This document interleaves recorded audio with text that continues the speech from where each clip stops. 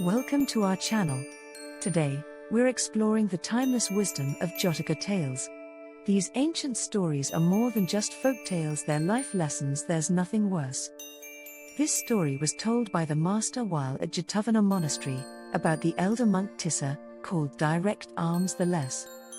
Tradition says that, while the master was living at the bamboo grove near Rajgraha city, the scion of a wealthy house, Prince Tissa by name, coming one day to the bamboo grove and there hearing a discourse from the master, wished to join the Brotherhood monk's order, but, being refused because his parents would not give their consent, obtained their consent by following Rattha-pala's example and refusing food for 7 days, and finally took the vows with the master.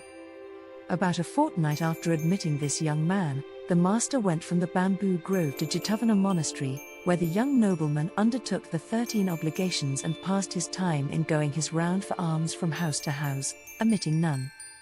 Under the name of the Elder Monk Tissa Direct-alms the Less, he became as bright and shining a light in Buddhism as the moon in the vault of heaven.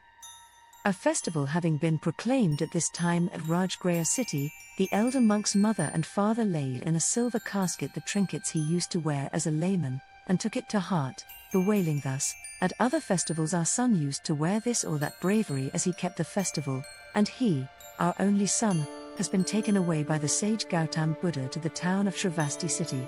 Where is our son sitting now or standing?" Now a slave girl who came to the house, noticed the lady of the house weeping, and asked her why she was weeping, and the lady told her all. "What, madam, was your son fond of?" "Of such and such a thing," replied the lady.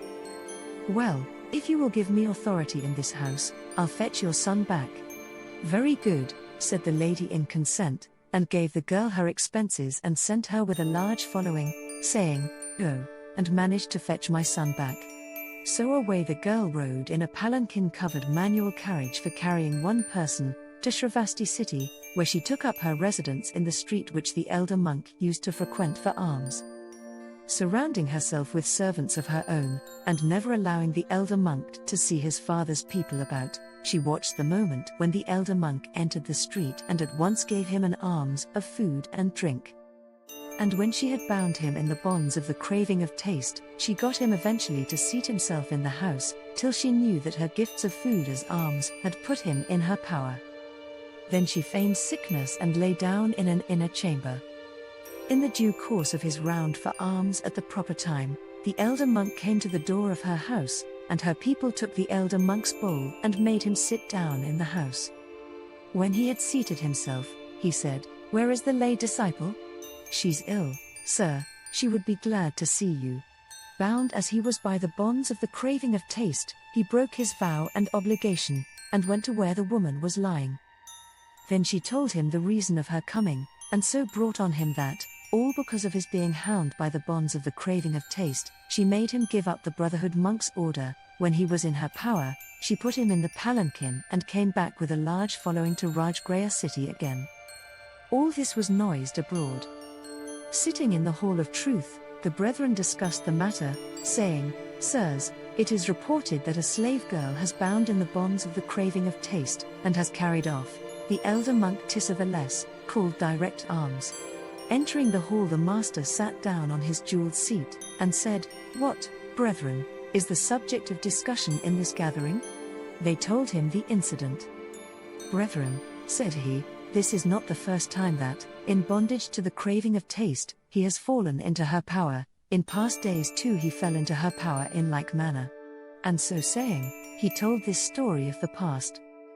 Once upon a time when Brahmadatta was reigning in Benares, he had a gardener named Sanjaya.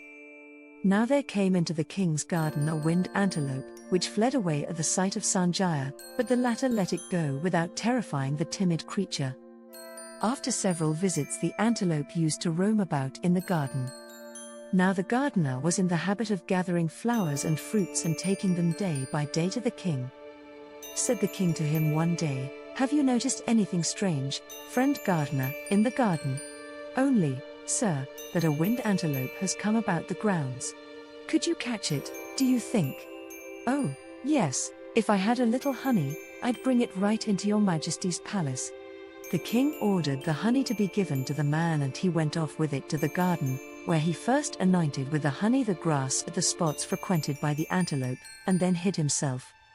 When the antelope came and tasted the honeyed grass, it was so snared by the lust of taste that it would go nowhere else but only to the garden. Noticing the success of his snare, the gardener began gradually to show himself. The appearance of the man made the antelope take to flight for the first day or two, but growing familiar with the sight of him, it gathered confidence and gradually came to eat grass from the man's hand. He, noting that the creature's confidence had been won, first laid the path as thick as a carpet with broken branches, then tying a gourd full of honey on his shoulder and sticking a bunch of grass in his waistcloth, he kept dropping wisps of the honeyed grass in front of the antelope till at last he got it right inside the palace. No sooner was the antelope inside than they shut the door. At sight of men, the antelope, in fear and trembling for its life, rushed to and fro about the hall, and the king, coming down from his chamber above, and seeing the trembling creature, said, "So timid is the winged antelope, that for a whole week it will not revisit a spot where it has so much as seen a man, and if it has once been frightened anywhere, it never goes back there again all its life long. Yet, snared by the lust of taste, this wild thing from the jungle has actually come to a place like this. Truly, my friends, there is nothing viler in the world than this lust of taste."